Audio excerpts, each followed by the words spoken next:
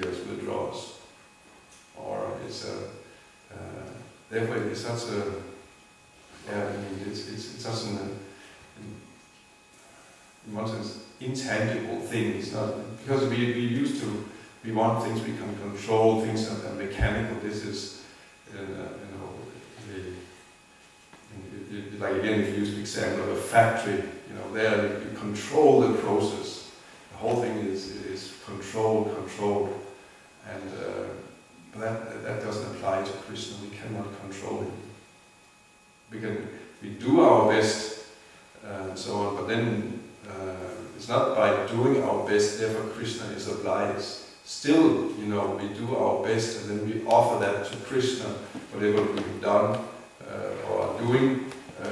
And just praying to Krishna, please accept this humble offering, because Krishna is not forced to accept any offering. We cannot force him, but we can offer it.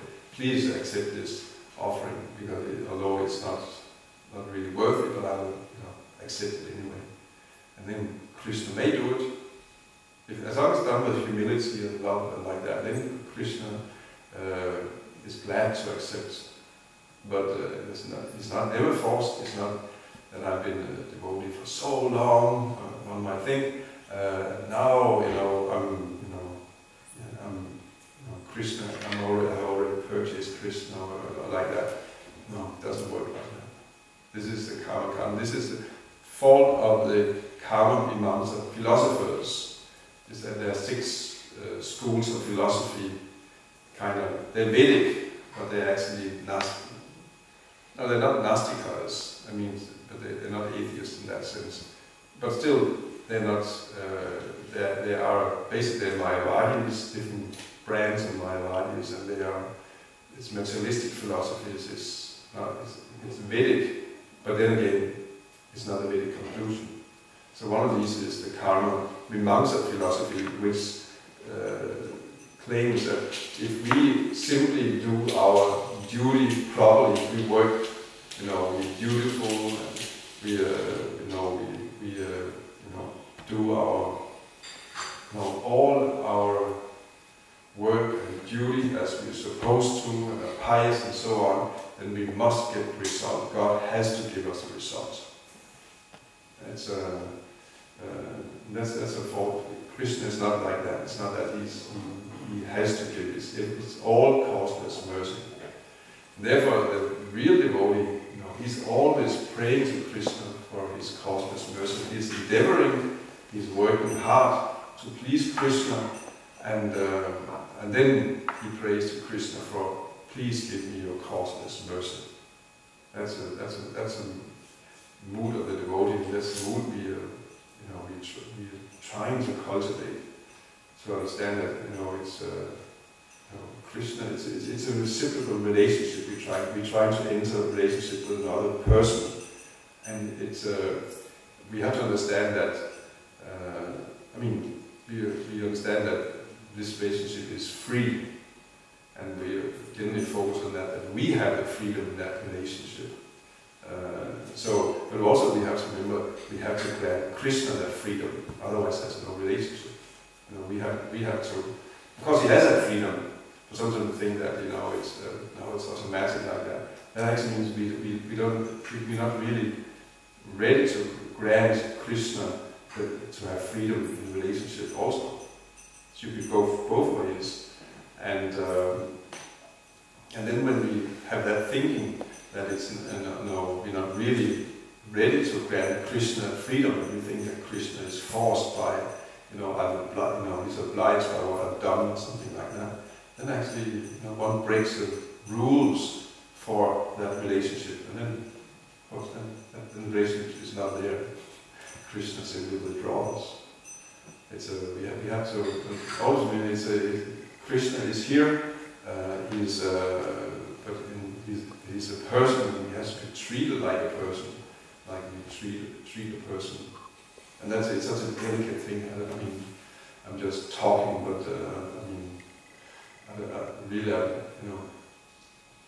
many of us, myself included, quite impersonal and mechanistically contaminated, and also have that in personal relationships. That's often why we are actually end up being quite isolated and lonely people, because we do not know what actually it takes to develop personal relationships. I guess for some has that, maybe has more background, but they actually are good at personal relationships. Some are, many materialists and karmics actually good at personal relationships, and some of us are not, because we treat others like, ultimately impersonally, like objects that we can control and that should act, that they are obliged to act like that because, it's, you know that also when you have someone who, you're having a relationship and you think they kind of didn't put demands on you, you must be like that, why are you not like that? Immediately then you feel that you don't want any relationships with that person. Is that a clear example? So Krishna is like that also. Krishna doesn't, he wants a relationship with us, but it has to be that based on that complete freedom, that we have always to grant him that freedom, where we understand that we want to please him, we try all that we can. At the same time, we also understand it's completely Krishna's free will if he wants to give us his mercy or not. Never the devotee is always praying for it. He doesn't never take it for granted or start thinking, oh, I already have it. I'm definitely sure Krishna's mercy will be there. No, actually, the whole things, Krishna's mercy will be there. He's completely convinced, but he understands it's Krishna's free will, and that the mercy is there. It's kind of a mystical thing. Obviously, hard to for me to pinpoint it exactly, because you cannot pinpoint Krishna. Krishna is not under a formula. That's the point. He's completely free. So anyway, that's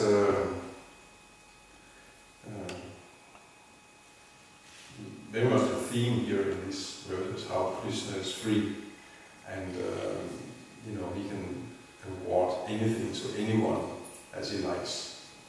But again, there is a connection. Those who are, ye etam prapadyante etam satayam pradhyamyam. Krishna reciprocates as one surrenders unto him. There is a proportion. The more one surrenders, the more Krishna gives himself also. And therefore, our job is to surrender, as much as fully all that we can. By, as Prabhupada says, he is living in this, living in association of devotees. It says, our Krishna consciousness movement is therefore trying to introduce a system of somehow or other letting everyone hear the holy name of Krishna and take Krishna's prasad. Thus one will gradually become a devotee and this life will be successful. So we're trying to become successful in life, but we're actually becoming devotees, hearing the holy name of Krishna, taking Krishna's prasad, and this all takes place in the association of devotees. We're trying to Krishna consciousness movement is trying to introduce a system, so that everyone have benefit of that. Of course, we first have ourselves to take full benefit of that, then we can give it to others. We cannot give what we ourselves are not having, or ourselves are not accepting. Okay, I'll start. How to explain that Krishna is complete? I mean, I understand, at least theoretically, I understand he is completely, but how to explain that he's completely free, but at the same time he's bound by the love of his pure devotees, like Yasodamata. He's bound, as he allows himself to be bound. Yeah, he's bound, but also in their exchange, the deep love is binding him, and he wants to be bound. He's also Krishna is very attached to Yashoda because of the love. So Krishna does become attached to his devotees, and he's controlled by that.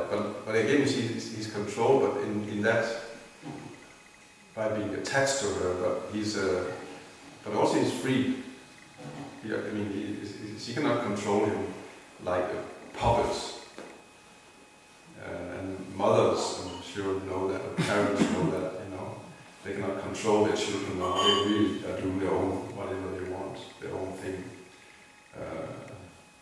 But also they also control, act in a controlled way, but then they are also independent persons. And that has to always be respected, otherwise the relationship will not be there. But you see with Krishna that, he cannot control him. She's breastfeeding Krishna, but then he decides to become too heavy for her, and she has to put him down on the floor. Isn't that he does? So he does that. He's naughty.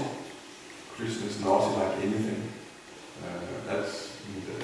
Mother Yashoda doesn't want him to be naughty.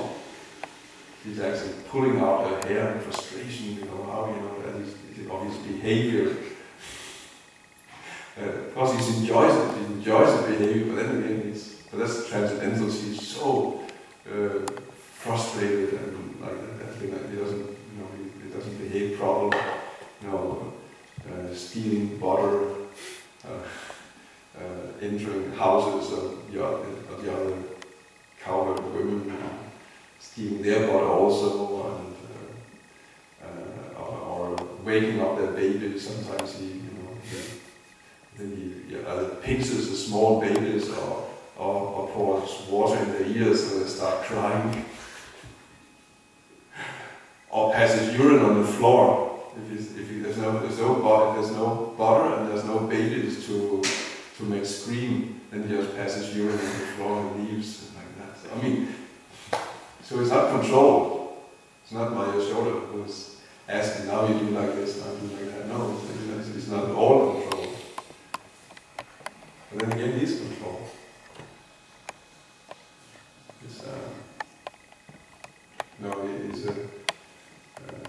In relationships it's freedom, but then again, there's lovers, they're attached to each other, which shows that they could actually just leave. Anyone is free to leave, but they don't. And that's why they're controlled. Like Mother Yashoda, for example, she's completely free. She could just leave at that moment. She could just turn away and say enough, and then say just start walking and never come back. She has that freedom. Everyone has that freedom. But why doesn't she do it? Because she's bound by love for Krishna and also of course, for her family. So Krishna also is free like that, but he doesn't leave the devotees. He's bound to the devotees. So something like that.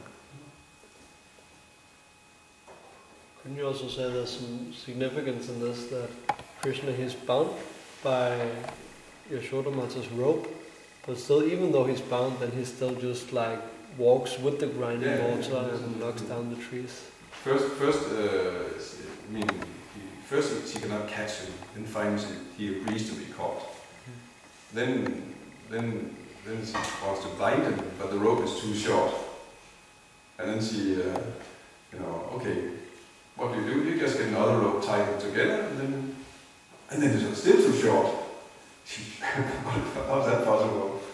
Then she gets another rope and binds it together. And it's still too short. And she gets all the ropes she can. It's described actually, it was like Mother Yashoda was having a rope shop. You go and shop and they're selling ropes. It was like Mother Yashoda had as many ropes as you can go to shop with ropes and like that. Still she couldn't tie Krishna, and that was, how do you explain that? But then they agreed, finally, okay, now it will be tied. And then you're right. So then he's tied with ropes, but that doesn't stop him from walking. He just walks and drags some water behind him and pulls down 2 trees. So it's going on constantly, and we cannot control Krishna, but we can control ourselves by never leaving Krishna's service. Never leave Krishna's service. That Krishna will stay there. But exactly how he reciprocates with us from moment to moment and day to day, that is unpredictable. But if we stick with Krishna, then Krishna will also stick with us. Because he wants to. He really wants to have a relationship with us. That's because he loves all of us amazingly. He loves all of us, and so he wanted. So if we stick with him, then he will also stick with us.